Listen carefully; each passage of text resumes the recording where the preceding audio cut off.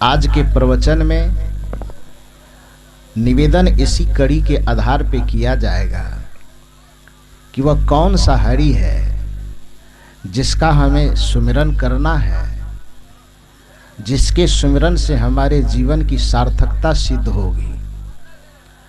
वह कौन सा हरि है जिसकी उपासना करने पर हमारे जीवन का कल्याण होगा, हमारे जीवन का अर्थ पूर्ण होगा। इसी बात पर हमें विचार करना है।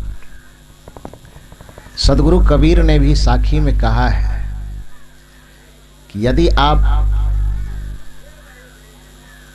सत्संगी, धार्मिक और भक्त होना चाहते हैं तो कबीर साहब की एक साखी को याद कीजिए कि आपा तजे हरि भजे, नखसिक तजे विकार, सब जीवन से निर्वैर रहे, साधु मता है सार। सद्गुरु कबीर कहते हैं कि दुनिया के समस्त सत्संग का सार यही है कि व्यक्ति अपने जीवन से अहंकार का त्याग करके हरि का भजन करे। आपा तजे, आपा का मतलब यहां अहंकार है, आपा का मतलब यहां पर अभिमान है। सद्गुरु कबीर कहते हैं कि जो कोई भी अपने जीवन का कल्याण करना चाहते हैं उसका सबसे पहला काम है कि अपने जीवन से वो अहंकार का त्याग करे, क्योंकि अहंकार वोड हो रहा है हमारे जीवन में कि हमारे जीवन में सत्य को, धर्म को, ज्ञान को, भक्ति को प्रवेश करने ही नहीं देता है। अहंकार का पत्थर, अहंकार का पहाड़ जब चकनाचूर होता है तब हमारे जीवन में भक्ति का प्रवेश होता है, तब हमारे जीवन में ज्ञान का प्रवेश होता है, तब हमारे जीवन में सदाचार का प्रवेश होता है। अहंकारी व्यक्ति सदाचारी नहीं हो सकता, अहंकारी व्यक्ति संस्कारी नहीं हो सकता, क्योंकि संस्कार और अहंकार ये दो ध्रुव की बात है। जैसे जन्म और मृत्यु दोनों एक जीवन के दो छोर हैं। जन्म और मृत्यु दोनों की मुलाकात कभी नहीं हो सकती। जैसे पूरब और पश्चिम दिशा है तो पूरब और पश्चिम ये दोनों विपरीत दिशा होने के कारण कभी भी एक दूसरे का मिलन नहीं हो सकता। ठीक उसी प्रकार से अहंकार और संस्कार दो विपरीत ध्रुव की बात है, दो विपरीत छोर है। जैसे पूरब और पश्चिम का कभी मिलन नहीं हो सकता, जैसे जन्म और मृत्यु की कभी मुलाकात एक साथ नहीं हो सकती, उसी तरह से संस्कार और अहंकार की मुलाकात कभी एक साथ नहीं हो सकती। जहां अहंकार होगा वहां संस्कार नहीं होगा, और जहां संस्कार होगा वहां पर अहंकार नहीं होगा। अहंकार और संस्कार की पहचान क्या है? कैसे हम पहचाने कि हम में अहंकार है कि हम में शुभ संस्कार है? इसकी पहचान क्या है? इसके वैसे तो बहुत सारे पहचान है, लेकिन मुख्य रूप से सबसे बड़ी पहचान यह है कि अहंकार दूसरे को झुका करके सुखी होना चाहता है और संस्कार स्वयं झुक करके खुद भी सुखी रहना चाहता है और दूसरे को भी अपने द्वारा सुख पहुंचाना चाहता है। अहंकार खुद के अलावा दूसरे का महत्व नहीं देना चाहता, लेकिन संस्कार अपने महत्व के साथ साथ दूसरे के भी महत्व को स्वीकार करता है। अहंकार केवल मैं पर जोड़ देता है और संस्कार समूह पर, सब पर, हम पर जोड़ देता है। अहंकार दूसरे को झुका करके तृप्त होता है और संस्कार स्वयं झुक करके तृप्त होता है। यदि हमारा मन दुनिया को अपने चरणों में झुकाने के लिए तैयार रहता हो हर वक्त, हर पल, तो समझ लेना चाहिए कि हमारे अंदर अहंकार की मात्रा बढ़ रही है। यदि हमारा मन दूसरे की बात को सुनने के लिए तैयार नहीं, दूसरे की बातों को समझने के लिए भी तैयार नहीं है, तो समझ लेना चाहिए कि हमारे मन में अहंकार का प्रादुर्भाव हो गया है। सीधा सा फॉर्मूला है थर्मामीटर कि अहंकार दूसरे को झुका करके तृप्त होता है और संस्कार स्वयं झुकने के लिए भी तैयार रहता है। तो यदि ऐसी आपके अंदर भावना हो कि हमारे चरणों में सब झुका रहे, पत्नी झुके रहे, बच्चे झुके रहे, माता झुके रहे, पिता झुके रहे, गांव झुका रहे, समाज झुका रहे, पूरा संसार बस हमारे पास झुका रहे, ये भावना यदि मन में हो, सब हमारी मुट्ठी में रहे, तो इसका मतलब है ये थर्मामीटर बता रहा है ज्ञान का कि आपके अंदर अहंकार का पहाड़ है, उसको खत्म कीजिए। संस्कार कहता है कि हमारे अंदर कुछ गुण है, कुछ ज्ञान है, वो गुण ज्ञान दूसरे के अंदर भी हो सकता है, उस बात को सुनना चाहिए, समझना चाहिए। तो सदगुरु कबीर कहते हैं यदि भक्ति के क्षेत्र में आगे बढ़ना चाहते हो, ज्ञान के क्षेत्र में आगे बढ़ना चाहते हो, धर्म के क्षेत्र में आगे बढ़ना चाहते हो, शांति के क्षेत्र में आगे बढ़ना चाहते हो, तो सबसे पहला काम करना कि आपा तजो, अहंकार का त्याग करो। और अहंकार का त्याग करने के बाद दूसरा काम हरि भजो। हरि भजने के लिए कहा जा रहा है। अब आप के मन में प्रश्न होगा कि कबीर साहब की निगाह में हरि कौन है, वास्तविक हरि कौन है, जिसकी प्रस्तुति अभी आप इस भजन में सुन रहे थे कि अमृत है हरि नाम जगत में, और क्या है बाबू, इससे छोड़ विषय विष पीना क्या, हरि नाम नहीं तो जीना क्या। हरि नाम अमृत है।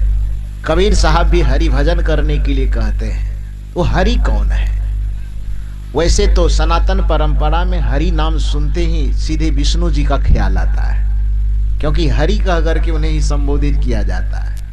हमारे सनातन परंपरा में तीन प्रमुख जो देवता है त्रिदेव, तो विष्णु को हरि कहा जाता है, ब्रह्मा को विधि कहा जाता है, और शिव को शंकर को हर कहा जाता है। हरि, हर और विधि। विधि माने विधाता, सृष्टि की रचना करने वाले विधाता को ब्रह्मा कहा जाता है, और विष्णु को हरि कहा जाता है, और महादेव का एक उपनाम है हर। इसीलिए लोग जब उनकी जय जयकार लगाते हैं तो क्या कहते हैं? हर हर महादेव कहते हैं। उसका एक उपनाम हर है।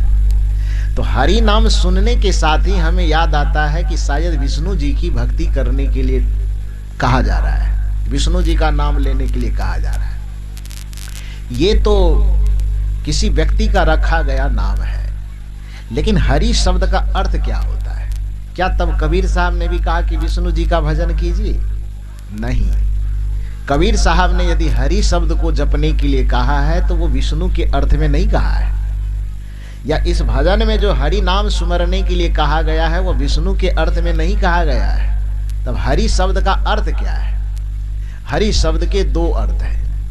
पहला अर्थ है कि हरंति पापानि इति च हरि, कि जो हमारे समस्त पापों का हरण करने की क्षमता रखता हो उसको हरि कहा जाता है। और दूसरा अर्थ है हरंति पापनीति इति च हरि, कि समस्त पाप और विकार के हरण हो जाने के उपरांत जो शेष शाश्वत तत्व बचता है उस आत्मा रूपी परमात्मा को हरि कहा जाता है। दो अर्थ। पहला अर्थ कि जो हमारे पापों को हरण करे, तो हरण करने वाला होने के नाते उसको हरि कहा जाता है। जैसे गोस्वामी तुलसीदास जी के रामचरितमानस को यदि हम पढ़ते हैं तो उसमें हरि किसे कहा गया? वंदना में सबसे पहली बात जब गुरु की वंदना करने की आती है तो गोस्वामी तुलसीदास जी कहते हैं, बंदो गुरु पद कंज कृपा सिंधु नर रूप हरि, महामोहतम पुंज जासु वचन रवि करनि कर।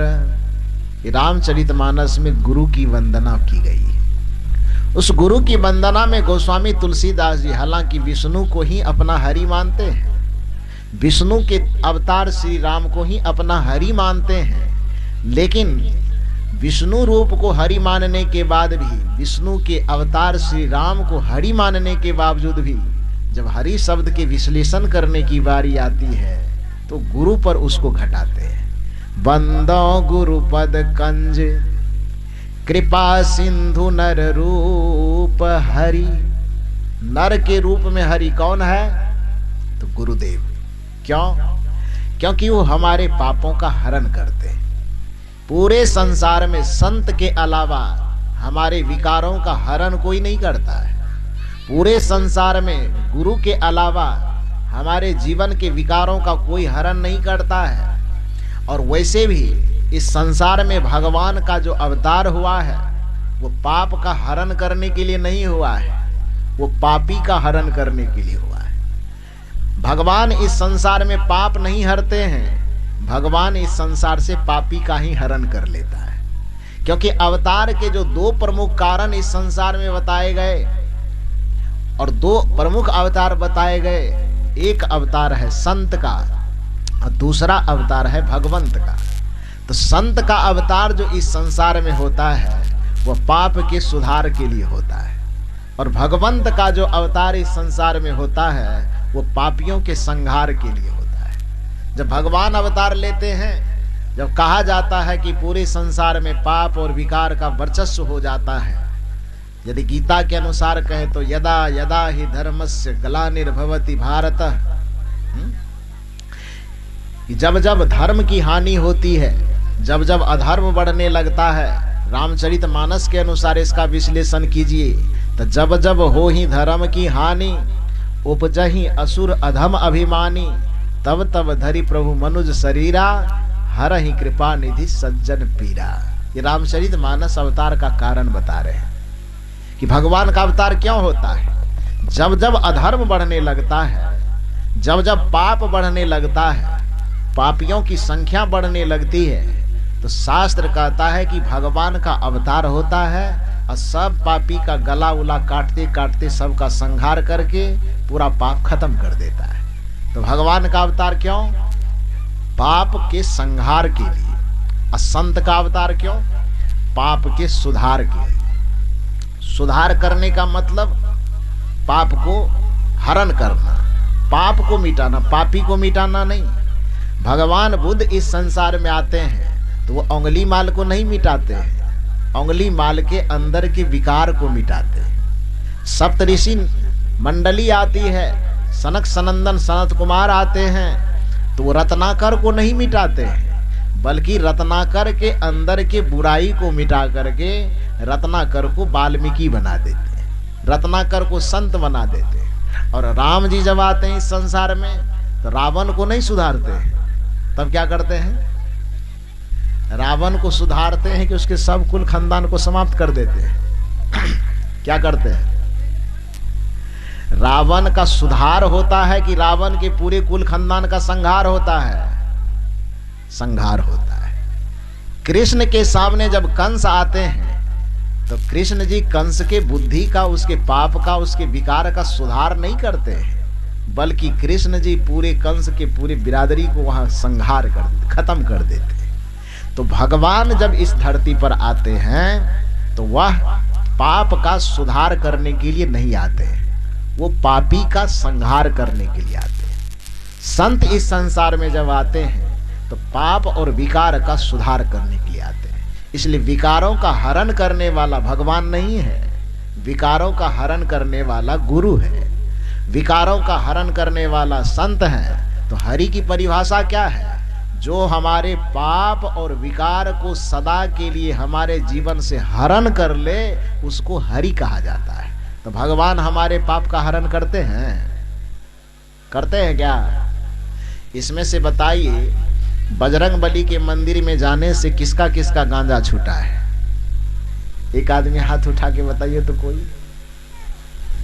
इसमें जितने आदमी बैठे हैं, या पूरे संसार से ढूंढ करके लाइए कि पूरे संसार में कोई ऐसे आदमी को ढूंढ करके लाइए कि बजरंगबली, शंकर जी या दुर्गा जी या काली जी के मंदिर में जाने से या दुनिया के 33 करोड़ देवता के किसी भी सामने जाने से एक भी व्यक्ति का मांस छूट गया हो, मदिरा छूट गया हो, खैनी छूट गया हो, बीड़ी छूट गया हो, दारू छूट गया हो, गांजा छूट गया हो, आपस का झगड़ा छूट गया हो, काम क्रोध लोभ मोह छूट गया हो, ऐसा कोई उदाहरण ढूंढ के ला सकते हैं? ये बिरजान में है क्या? बिरजान में 1% की एको आदमी बीच में है तो कोई खड़ा हो जाएगी। कि बजरंगबली के मंदिर में जाने से मेरा गांजा छूट गया, या शंकर जी के मंदिर में जाने से मेरा दारू छूट गया, या भाई भाई में विवाद था, मंदिर जाते जाते जाते जाते भाई भाई में प्रेम हो गया। ऐसा कोई उदाहरण है? नहीं है। क्यों? और सत्संग में आ करके आदमी का दारू छोटा, गांजू छोटा, बीड़ी छोटा, शराब छोटा, काम छोटा, क्रोध छोटा, लोभ छोटा, ईर्ष्या छोटी, मोह छोटा। यदि यह पूछा जाए कि सत्संग में आने से कितने लोगों का छोटा, तो शायद बहुत हाथ खड़ा हो जाएगा। होगा कि नहीं होगा? भगवंत के सामने जाकर के किसी के अंदर से कोई विकार छोटा हो कि न छोटा हो, इसके उदाहरण नहीं दिए जा सकते, लेकिन संत और गुरु के सामने आकर के हमारे जीवन का विकार छोटा है कि नहीं छोटा है, यदि यह प्रश्न पूछा जाए तो हजारों हाथ खड़े हो जाएंगे कि मेरा छोटा है। तो हरि की परिभाषा क्या? कि जो हमारे पाप का हरण कर ले उसको हरि कहा जाता है, जो हमारे विकारों का हरण कर ले उसको हरि कहा जाता है, जो हमारे कुसंस्कारों का हरण कर ले उसको हरि कहा जाता है, जो हमारे अनिष्ट वृत्तियों का हरण कर ले उसको हरि कहा जाता है। इस अर्थ में हरि का सम्यक अर्थ निकलेगा कि गुरु को ही हरि कहा जाता है। हरि नाम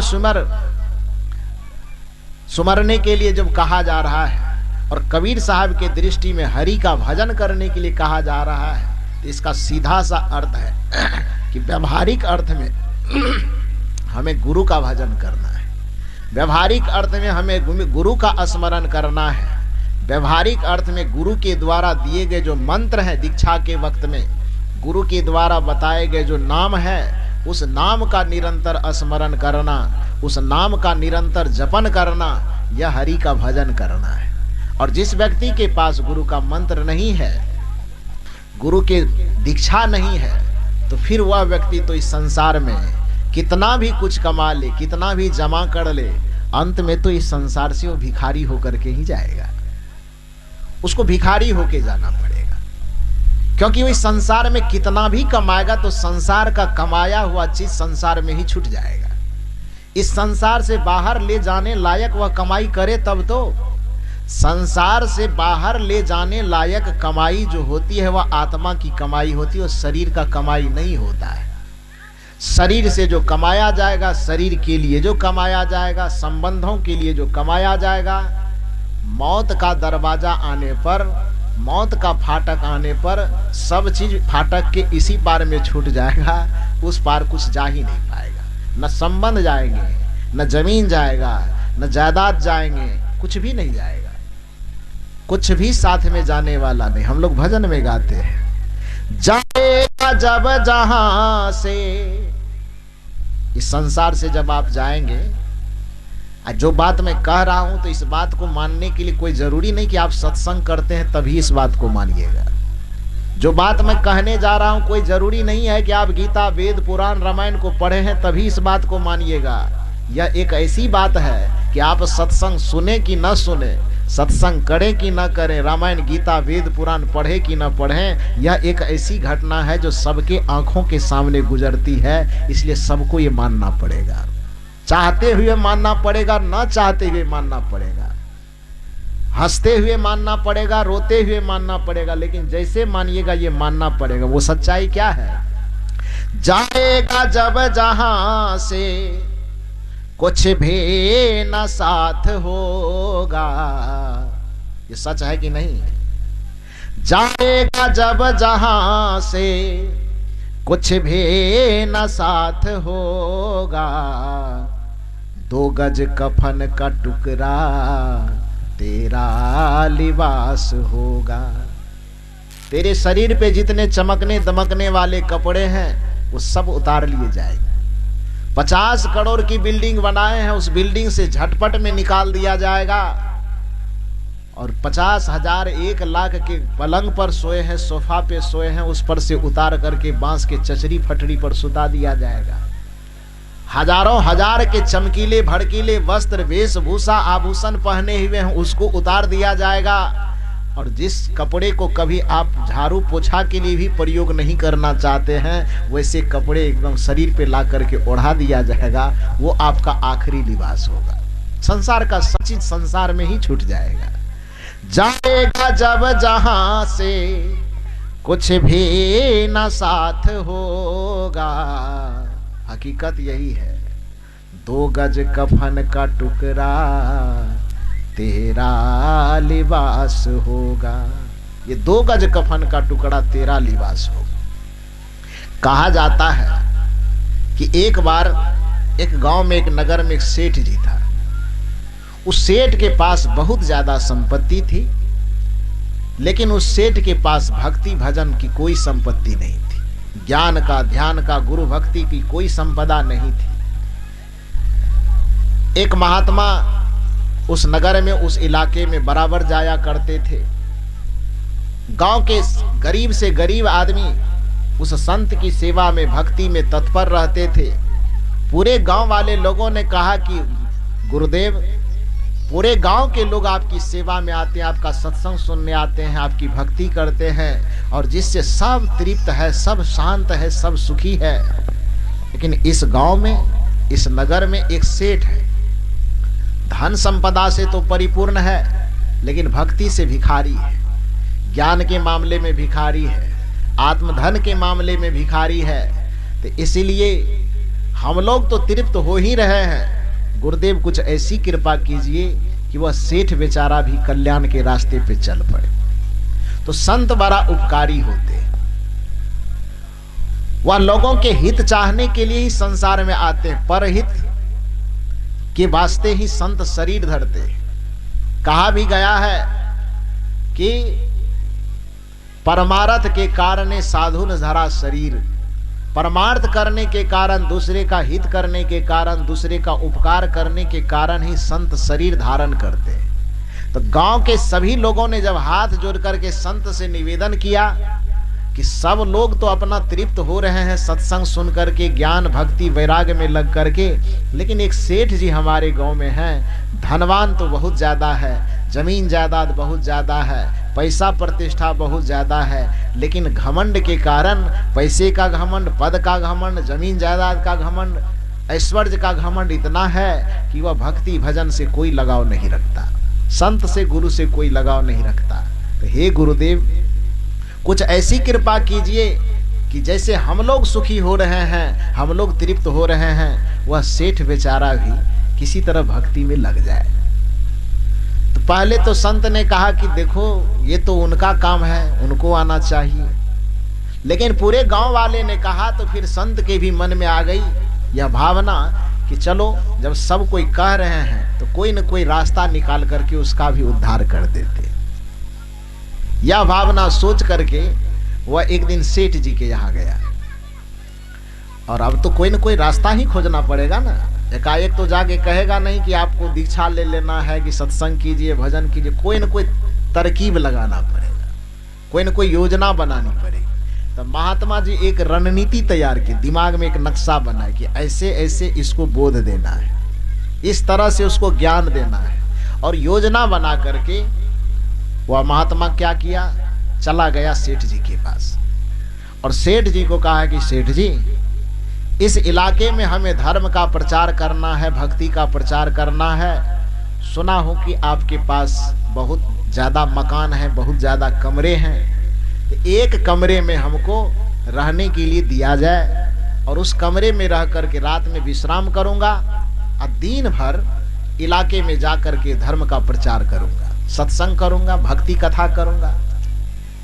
सेठ ने कहा कि ठीक है, मकान तो मिल जाएगा, कमरा मिलेगा, लेकिन उसका भाड़ा लगेगा।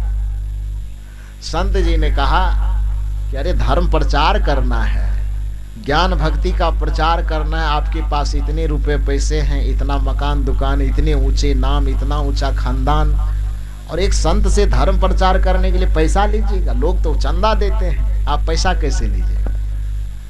सेठ जी ने कहा कि मेरा नाम सेठ है, और सेठ आदमी बिना नाम और गाम के कारण हम सेठ नहीं है, पैसा मेरे पास है इसीलिए हम सेठ हैं। तो हम सब चीज दे सकते हैं, सब चीज छोड़ सकते हैं, लेकिन पैसा नहीं छोड़ सकते। धर्म प्रचार करना है या कुछ भी करना है, उससे मतलब नहीं है। आप कमरे में रहेंगे तो 1 महीना रहना है तो 1 महीने का किराया लगेगा। महात्मा जी ने कहा चलो दे देंगे, और उस कमरे में रहने लगा। हालांकि उसको कमरा में रहना होना था नहीं, वो तो उसको ज्ञान देना था, जिसके कारण से कहा कि ठीक है रह लेंगे। तो रह गया वो, जाकर के कमरे को झाड़ पोछ किया गया, उसमें रह गया वो। जितना में भाड़ा दोनों के बीच में तय हुआ होगा कि 1 महीना रहना है, 1 महीना के बाद भाड़ा दे दिया जाएगा।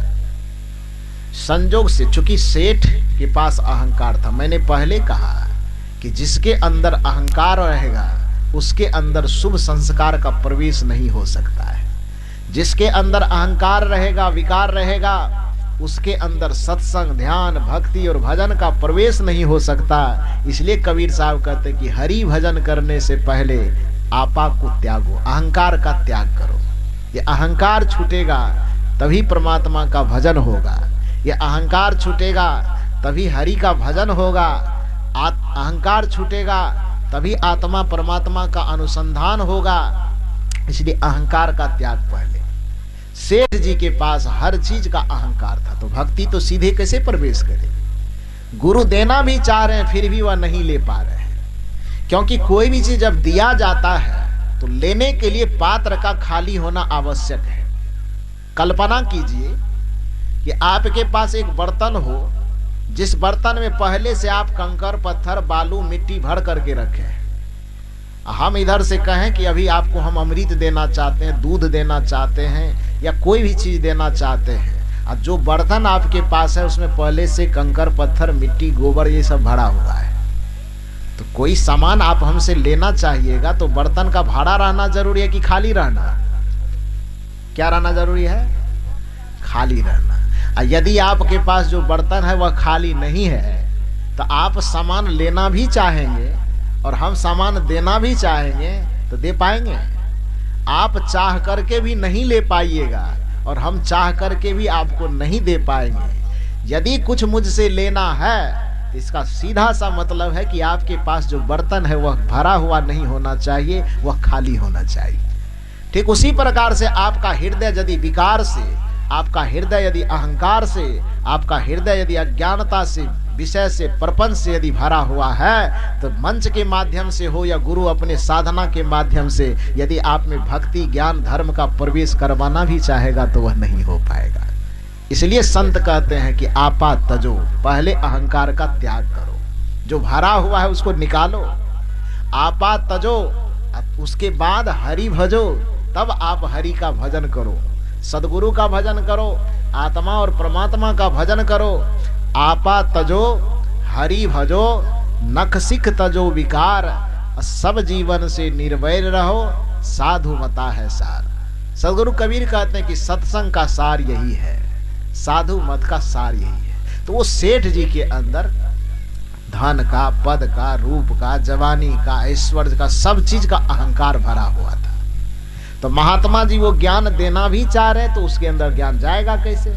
उसने कहा कि आप धर्म प्रचार कीजिए कि भक्ति प्रचार कीजिए, कुछ भी कीजिए, लेकिन आपको कमरा मिलेगा तो 1 महीने का भाड़ा लगेगा।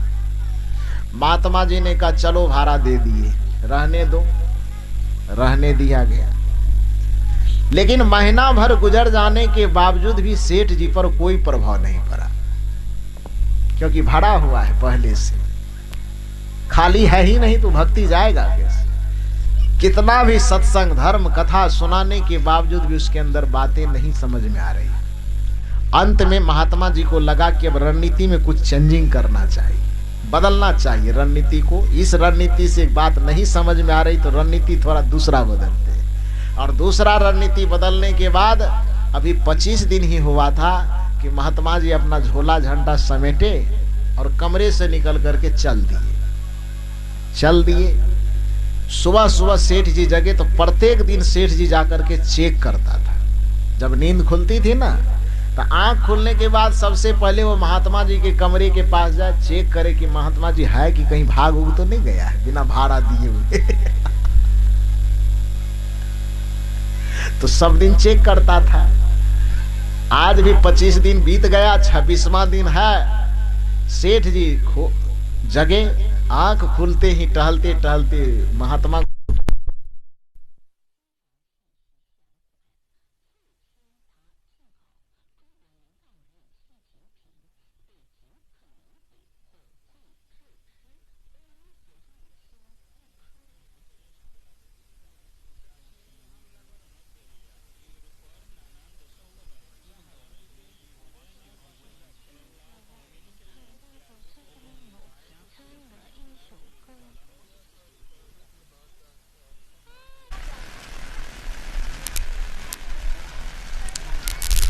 बोलिए सद्गुरुदेव की।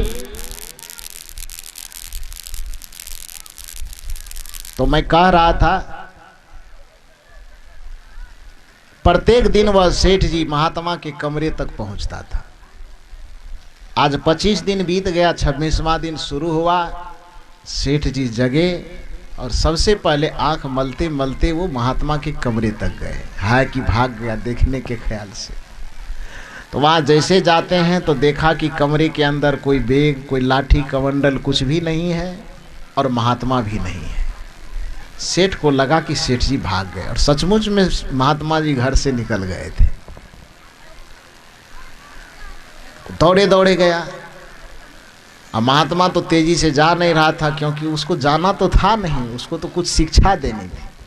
तो धीरे धीरे कदम बढ़ा रहे थे और सेठ जी को तो पकड़ना था, भारा लेके भाग रहा है। तो तेजी से दौड़ते हुए जा रहा था। जाते जाते जाते जाते 1 किलोमीटर आगे गया होगा कि महात्मा जी पकड़ में आ गया। और महात्मा जी से सेठ जी का, सुनिए सुनिए सुनिए। महात्मा जी तो पहले से सुनना चाह रहे थे। पलट के देखे, क्या बात है? कहा पहले बैठिए, यहाँ बगल में झोला झंडी रखिए। रखा। कहा महात्मा होके झूठ बोलते हैं? आप 1 महीना के लिए कमरा भाड़ा पर लिए और 1 महीना पूरा भी नहीं, भाड़ा दिए भी नहीं, और यहाँ से निकल करके चल दिए। झूठ क्यों बोलते हैं? महात्मा ने कहा कि देखो जी, हम लोग साधु महात्मा है। पहली बात तो हमारा काम धर्म प्रचार करने का है, रुपया पैसा है नहीं मेरे पास में। हम मांगे थे तो उस समय हम सोचे थे कि धर्म प्रचार करते करते कुछ रुपया पैसा हो जाएगा तो तुम्हारा भाड़ा दे देंगे, लेकिन मेरे पास पैसा हुआ नहीं। हम तो अलग से कोई खेती गृहस्थी कुछ करते हैं नहीं, तो पैसा कहाँ से दें? इसलिए लज्जा के कारण हम छोड़ करके, भाई इसमें झूठ बोलने का सवाल नहीं है। पैसा रहता तो जरूर दे देते, पैसा था नहीं और मुझे लगा कि तुम परेशान करोगे, इसीलिए सवेरे सवेरे मुंह छुपा करके हम निकल के आ रहे थे। सेठ जी ने कहा कि मुंह छुपा के निकलिए कि कुछ कीजिए, उससे मतलब नहीं है। या तो आप भाड़ा दीजिए या आप चलिए, आपसे कुछ मेहनत करवाएंगे, खेती गृहस्थी करवा करके चुकाइए। सबसे पहले कुदाली चला करके मुझे भाड़ा चाहिए। महात्मा जी ने कहा कि भाड़ा लेकर के ही मानेगा? कहा बिल्कुल भाड़ा लेके मानेगा। कहा अच्छा एक बात करो, तुम सेठ हो, व्यापार करते हो, व्यापार में कुछ लेन देन पर समझौता होता है। पैसा तो मेरे पास है नहीं, हम कहाँ से देंगे? और यदि अपने खेत में दुकान में हमसे काम करवाओगे तो तुम्हारी जो इतनी नाम प्रतिष्ठा इज्जत है, दुनिया के लोग तुम पे हंसेंगे कि एक महात्मा से काम करवा रहा है, खटवा रहा है, तुम्हारी बेइज्जती होगी। तो कुछ ऐसा काम करो कि तुम्हारा भी काम निकल जाए, बेइज्जती भी ना हो, पैसा तो हम दे नहीं पाएंगे। एक काम हो सकता है। का क्या काम होगा? का काम यह हो सकता है कि मैं महात्मा हूं, मेरे तप में, मेरे साधना में वो शक्ति है कि मैं अपने साधना से नरक में जाने वाले को भी स्वर्ग में भेज सकता हूं, भवसागर में फंसने वाले को भी मैं मोक्ष दे सकता हूं, मैं निर्वाण दे सकता हूं। वो शक्ति मेरे पास है। तो कुछ ऐसा करो। तो जीवन भर कभी अच्छा काम तो किया नहीं है, न कभी सत्संग किया, न भजन किया, न साधु की संगति किया। परिणाम यह है कि तुम्हारे तकदीर में नरक लिखा हुआ है। और 1 महीना तुम्हारे घर में मैं निवास किया हूं। यदि तुम चाहो तो व्यापार नियम के अनुसार तुम्हारे घर में 1 महीना रहा हूं, तो तुम यदि चाहो तो मैं तुमको 1 महीना रहने के किराए के बदले मैं तुमको नरक से सीधे ट्रांसफर करके स्वर्ग में बुकिंग करवा सकता हूं, स्वर्ग भेज सकता हूं। सेठ जी मन में सोचने लगा कि मरने के बाद भी तो 1000, 2000, 5000, 20,000 रुपये खटिया तकिया देने में खर्चा हो ही जाता है पंडित जी को पता है ना। हालांकि आजकल जजमान लोग चालाक हो गया है। पंडित जी कहता है पलंग चाहिए, तो पंडित जी के मन में लालसा रहता है कि शीशम या सागवान का मिलेगा, लेकिन जजमान लोग क्या करता है, केला का थम लाता है लाता है ना, केला के थम काट करके उसका पौवा बनाता है, हो सके तो सौंठी का उसमें फांसी लगाता है और रस्सी का उसमें घोर करके बढ़िया से पलंग तैयार हो गया, पलंग ले जाइए। पता नहीं उस पे पंडित जी सोएंगे कि पंडित जी का बाल बच्चा सोएगा, वो तो पंडित जी ही जाने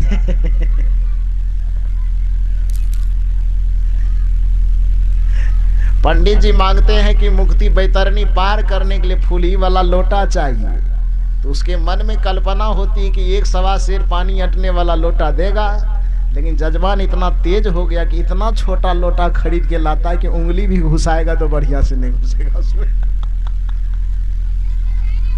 तो जजमान लोग आजकल तेज हो गया। तो सेठ जी मन में सोचा कि नरक से स्वर्ग जाने के लिए किसी से मंत्र जंतर भी पढ़वाएंगे करेंगे तो उसमें भी 10-15 हजार रुपए का खर्चा लग जाएगा।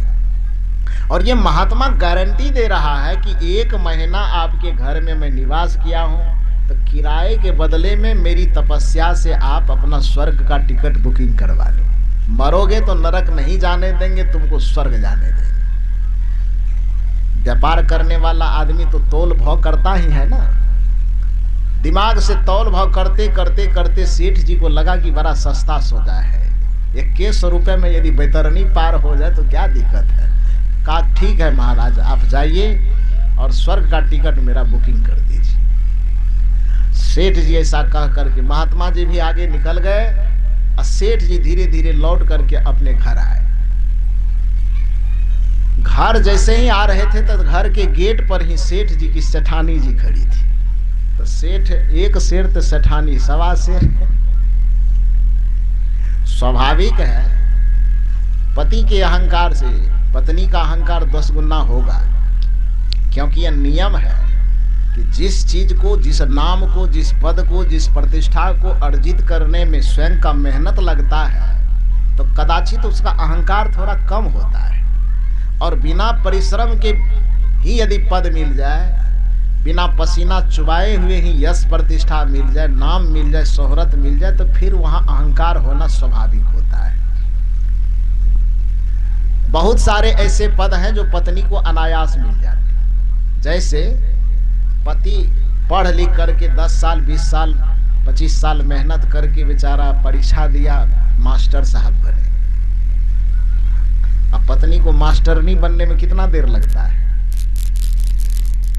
मास्टर साहब बनने में 10-20 साल की मेहनत लगता है ना।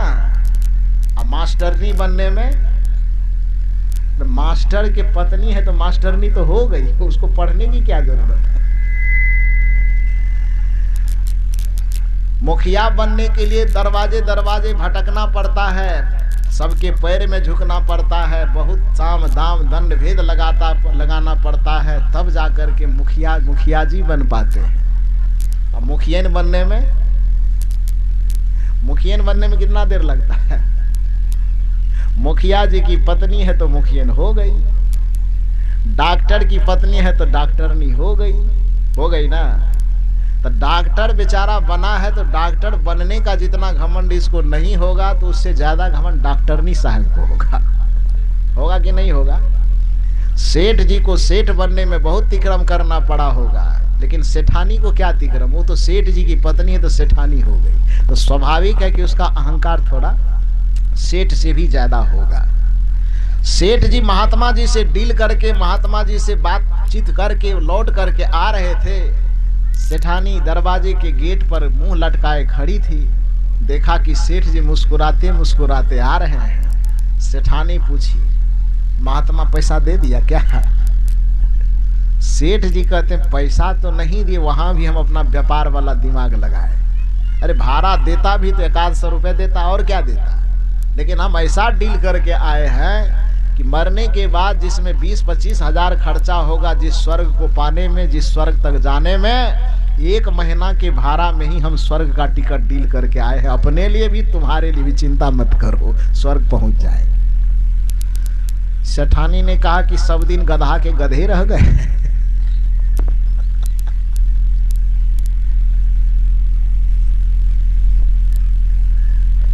बुरा मत मानिएगा आप लोग।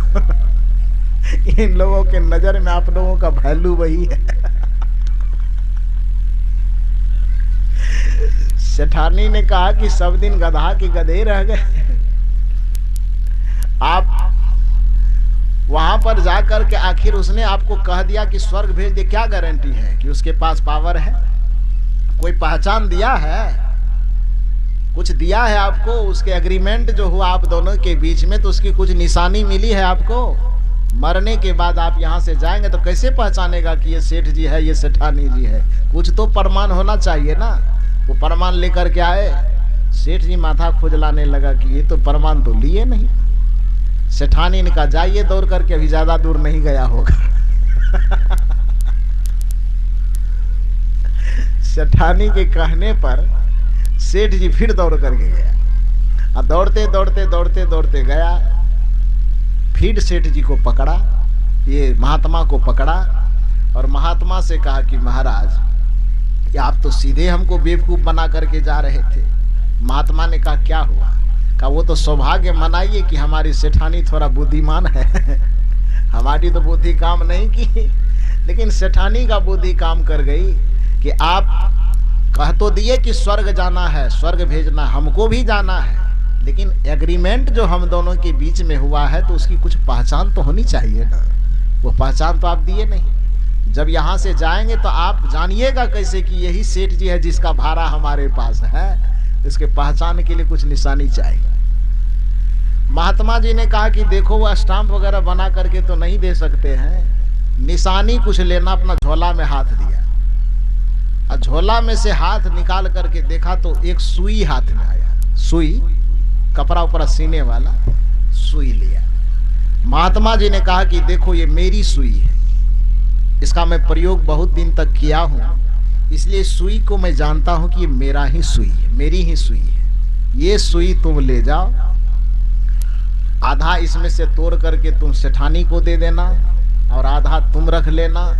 और जब मरने के बाद तुम आओगे इस दुनिया से, जमराज के पास, धर्मराज के पास हम बैठे रहेंगे, वहीं पर मेरी गद्दी लगी रहती है। और जब इस संसार से तुम जाओगे, वहां जाने के बाद तो तुम दोनों का कर्म ऐसा है कि सीधे नरक जाओगे, मुझे पता है।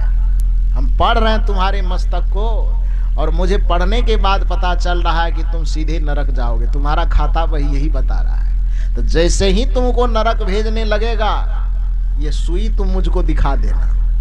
सुई जैसे ही देखेंगे, धर्मराज को कह करके नरक ना भेज करके स्वर्ग भेज देंगे। सेठ जी खुश हो गया कि अब एग्रीमेंट हो गया।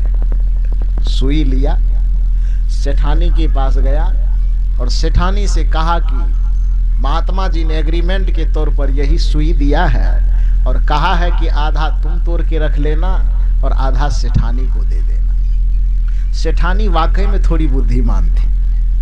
सेठ जी सही में गधा था बेचारा। उस सेठानी जैसे ही सुई देखी, सेठानी ने कहे कि कितना दिमाग खराब है आपका, आप वहां से सुई लेकर के आ गए और महात्मा ने कहा कि वहां जब आइएगा मरने के बाद तो सुई दोनों पति पत्नी हाथ में लेके आइएगा। अरे इतना भी पता नहीं है? सेठानी कह रही, सुनिए बढ़िया से सुनिए, अब सत्संग का असली जो महात्मा जो ज्ञान देना चाहते थे वो घूम फिर करके उस जगह पर अब सेठ और सेठानी की बुद्धि आ रही है। सेठानी ने कहा कि महात्मा जी ने ये सुई दिया है और ये सुई हाथ में ले करके आने के लिए जमराज के दरबार में, धर्मराज के दरबार में आने के लिए कहा है। तो हे सेठ जी, आपके पास इतनी भी अकल नहीं है कि मरने के बाद जब चिता पर जाएंगे तो चिता पर जाने के बाद ये पूरे शरीर के साथ साथ हाथ भी जल जाएगा, तो सुई ले कौन चीज में जाएंगे? जब मरने के बाद ये शरीर जलेगा ना, ये शरीर जमराज के यहाँ नहीं जाएगा, ये शरीर धर्मराज के दरबार में नहीं जाएगा, वहां केवल आत्मा जाती है, आत्मा के साथ उसका संस्कार जाता है। तो सेठानी कहती है, सेठ जी कि महात्मा जी के पास से जो आप ये सुई लेकर के आए हैं, आप बताइए सुई ले जाने के लिए हाथ चाहिए? कहा हाथ चाहिए? कहा जब शरीर छूटेगा, शरीर छूटने के बाद हिंदू धर्म के रीति रिवाज के अनुसार चचड़ी फचड़ी पर लेटाएगा, चिता पर ले जाएगा और चारों तरफ से आग लगा करके इस पूरे शरीर को खाक कर देगा। तो जब शरीर खाक ही हो जाएगा और शरीर के साथ साथ हाथ ही जल जाएंगे, तो फिर सुई ले कैसे जाएंगे वहां पर? महात्मा जी फिर ठग लिया है, जाइए फिर पकड़िए महात्मा जी को। सेठ जी तीसरी बार दौड़ते दौड़ते जाते हैं और महात्मा जी से कहा कि महाराज आप महाधूर्त आदमी हैं, ये हमको तो चकमा दे रहे हैं, वो तो सेठानी हमको सिखाती है जो आपके चाल को हम पकड़ रहे हैं। और महात्मा जी को तो मजा आ रहा है, वो समझ रहा है कि हम असली पॉइंट पर जहां लाना चाहते हैं, इसको असली पॉइंट पर ये आ रहा है। महात्मा जी को कहा कि महाराज आप महाधूर्त आदमी, हम तो सोचे कि हम सेठ हैं, हम ही तिकड़म करने वाले, हमसे ज्यादा तिकड़मबाज तो आप निकल गए। अब बताइए ये सुई जो एग्रीमेंट के तौर पर आपने दिया है, अनुबंध के तौर पर, कि जब आप इस दुनिया को छोड़ करके आइएगा तो ये सुई आधा आप और आधा आपकी पत्नी लेकर के आइएगा। तो महाराज इतना भी आप नहीं जानते हैं कि जब हम मरेंगे, मरने के बाद हमारे शरीर को चिता पर लेटा करके आग लगा लगा करके चारों तरफ से जला दिया जाएगा, ये हाथ ये शरीर पूरा राख बन जाएगा, शरीर का कोई हिस्सा बचेगा ही नहीं, तो ये आधा सुई हम कैसे ले आएंगे पहचान के लिए? सेठ जी ने कहा कि अरे नादान, यही बात तो मैं तुमको समझाना चाहता हूं कि जब मेरे द्वारा दिए गए सुई का आधा टुकड़ा तुम लेकर के इस संसार से नहीं जा सकते हो, तो छल कपट बेईमानी शैतानी करके पूरे दुनिया की संपदा जो बटोर रहे हो, इसको तुम कौन हाथ में ले जाओगे? इतना अकल तो तुमको होना चाहिए।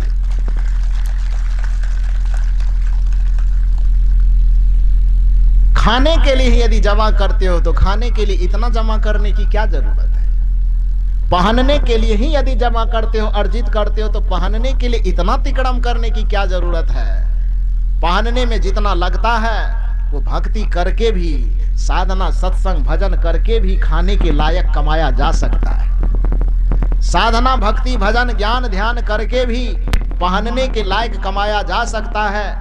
साधना भक्ति भजन करके भी, गुरु भक्ति करते हुए भी जीवन जीने के लायक जीविका के सामग्री अर्जित किए जा सकते हैं। मकान बनाए जा सकते हैं, जमीन खरीदी जा सकती है, कपड़े खरीदे जा सकते हैं, इतने धन तो कमाया जा सकता है। तो यदि इस संसार में जीवन जीने के लिए ही यदि कपड़ा चाहिए, इस संसार में जीने लायक ही यदि भोजन चाहिए, इसी संसार तक रहने के लिए यदि भवन चाहिए, तो वह आदमी सत्संग भजन करते हुए भी कर सकता है। तो संसार की संपदा जमा करने के लिए भक्ति को क्यों छोड़ देते हो? संसार की संपदा जमा करने के लिए ध्यान क्यों छोड़ देते हो? संसार की संपदा माया को बटोरने के लिए ये पूरे संबंधों में उलझ करके क्यों रह जाते हो? इसलिए सच्चाई यही है, जाएगा जब जहां से कुछ भी न साथ होगा, 2 गज कफन का टुकड़ा तेरा लिबास होगा। ये 2 गज कफन का टुकड़ा तेरा लिबास होगा। तो जब इस संसार के समस्त ऐश्वर्य को बटोर लेने के बावजूद भी, इस संसार की निगाह से बहुत बड़ा धनवान हो जाने के बावजूद भी, जो भक्ति का धन नहीं कमाता है, जो ज्ञान का धन, जो ध्यान का धन, जो सत्संग का धन नहीं कमाता है, वह इस संसार से जब जाता है तो इस संसार में भले ही वह कितना बड़ा सेठ हो जाए कि धनवान हो जाए, उस लोक में जाने के बाद वो महाभिखारी हो जाता है। तो इस लोक की संपदा अर्जित करने के साथ साथ गुरु भक्ति की संपदा भी अर्जित कीजिए। इस लोक की धन दौलत इकट्ठे करने के साथ साथ हरि नाम का धन, गुरु नाम का धन, राम नाम का धन, आत्म नाम का धन, सत्य नाम का धन, उस धन को भी अपने पास जमा कीजिए और वह धन जब भी मिलेगा सत्संग में मिलेगा। तो जो भजन अभी आप सुन रहे थे प्यारे सत्यम कुमार जी से, भजन का भाव यही था कि अमृत है हरि नाम जगत में, इसे छोड़ विषय विष पीना क्या, हरि नाम बिना फिर जीना क्या। कि हरि नाम के बिना संसार में जीना क्या है। ये विषय जो है यह विष है। संसार की संपदा आवश्यक है हमारे जीवन जीने के लिए, लेकिन उससे भी ज्यादा आवश्यक है कि इस आत्मा को पुष्ट करने के लिए जो धन है उस धन को अर्जित करना। क्योंकि शरीर का जीवन 60, 70, 80 साल का जीवन है, लेकिन आत्मा का जीवन अनंत जीवन है। शरीर मरता है, आत्मा नहीं मरती है। शरीर जल जाता है, आत्मा नहीं जलते हैं। शरीर गल जाता है, आत्मा नहीं गलती है। शरीर बूढ़ा बच्चा बूढ़ा जवान होता है, आत्मा न बच्चा होता है, न जवान होता है, न बूढ़ा होता है। आत्मा एक रस रहता है, आत्मा कभी बदलता नहीं। और आप मनुष्य होने के नाते शरीर के स्तर पे, कल भी मैंने कहा था कि शरीर के स्तर पर पशु जीवन जीता है और आत्मा के स्तर पर मनुष्य जीवन जीता है। शरीर के स्तर पर जीवन जीने के कारण ही पशु हमसे नीचे हैं और आत्मा के स्तर पर जीवन जीने के कारण ही हम संसार के सबसे बड़े प्राणी हैं, संसार के श्रेष्ठ प्राणी हैं। तो शरीर का जीवन तो हमारा 60, 70, 80 साल का, बहुत से बहुत ज्यादा तो 100 साल का, लेकिन आत्मा का जो जीवन है वह जीवन अनंत काल का है। तो शरीर से धनवान हुए भी, तो मैंने उस सेठ जी की कथा में बताई कि वह सेठ जी, एक सेठ जी की बात कौन कहे, आप अपनी ही बात कीजिए ना। सेठ जी की बात क्यों करते हैं? आपके पिताजी, आपके दादाजी जब इस संसार से गए, आप बताइए, आपकी नजर के सामने से गए तो क्या लेकर के गए? मकान लेके गए, जमीन लेके गए, घर लेकर के गया, कि बेटे पोते को साथ लेकर के गया, कि पत्नी को साथ लेकर के गया?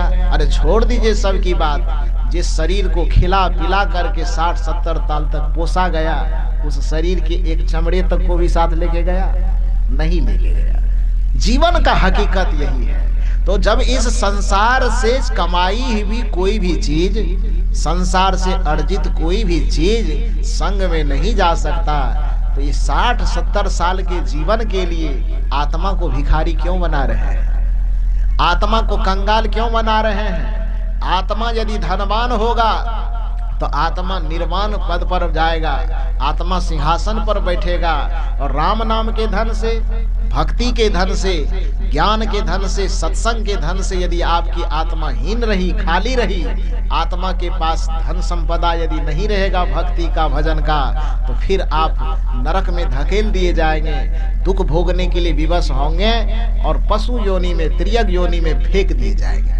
इसलिए कबीर साहब ने कहा, लख 84 भरम की, 1,84 योनि भटकने के बाद ये सुंदर जीवन आपने पाया है आत्मा का धन कमाने के लिए। पशु को ये सौभाग्य नहीं है कि वह आत्मा का धन कमा सके। कबीर साहब कहते हैं, लख 84 भटक के पौ पर अटका आय, अब की पासा ना पड़े फिर 84 जाए। कबीर साहब कहते कि 1,84 योनि भटकने के बाद ये मानव का सर्वोत्तम जीवन पाया है आत्मा का उद्धार करने के लिए, आत्मा का कल्याण करने के लिए। शरीर की संपदा अर्जित करने के साथ साथ आत्मा की संपदा अर्जित करने के लिए मानव का जीवन मिला है। और इस जीवन को पाने के बाद भी यदि आत्मा को भिखारी ही बना करके आप रखेंगे तो फिर यह जीवन पाना निरर्थक हो जाएगा, ये मानव शरीर पाना व्यर्थ हो जाएगा। कुछ लोगों का कहना होता है कि 84 लाख योनि होती है, किसने देखा है? कौन गिनती किया है? कौन जनगणना किया है जो कि सारे संसार में 84 लाख की योनि होती है, 84 लाख शरीर होता है?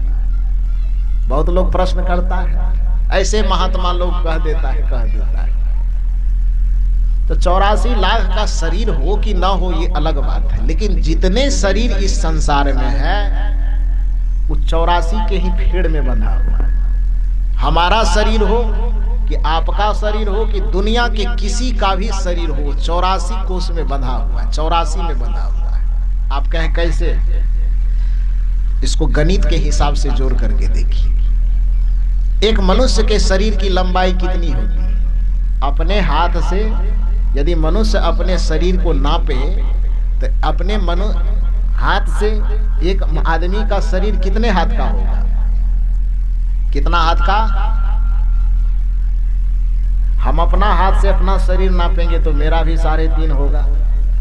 साहब जी अपने हाथ से शरीर को नापेंगे तो ये भी 3.5 होंगे। एक बच्चा अपने हाथ से शरीर को मापेगा तो भी इसका शरीर 3.5 हाथ का ही होगा, ज्यादा नहीं होता है। ये नियम है, प्रकृति के द्वारा निर्धारित है कि कोई भी व्यक्ति अपने हाथ से अपने शरीर को नापेगा तो उसके शरीर की लंबाई कितनी होगी? 3.5 हाथ। और एक हाथ में कितने बित्ते होते हैं? नाप के देखिए, एक हाथ कितने बित्ता का? 2 बित्ता का। मतलब क्या बित्ता का शरीर हुआ? यदि 3.5 हाथ का हुआ और बित्ते में इसको बांटिएगा तो कितने बित्ते का शरीर हुआ? 3.5 हाथ हुआ। एक हाथ 2 बित्ते का तो कितने बित्ते का शरीर हुआ? 7 बित्ते का।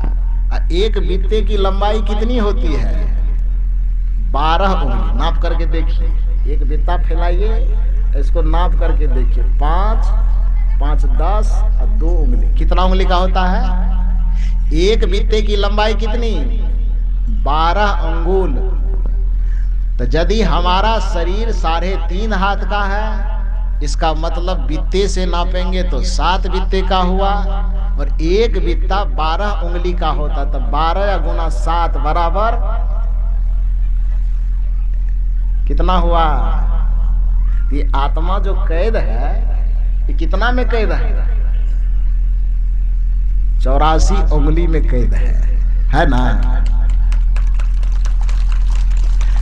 ये मैं बना के नहीं कह रहा हूं, आप घर में जाइएगा, यहाँ लाज लगता हो तो घर में नाप के देख लीजिएगा।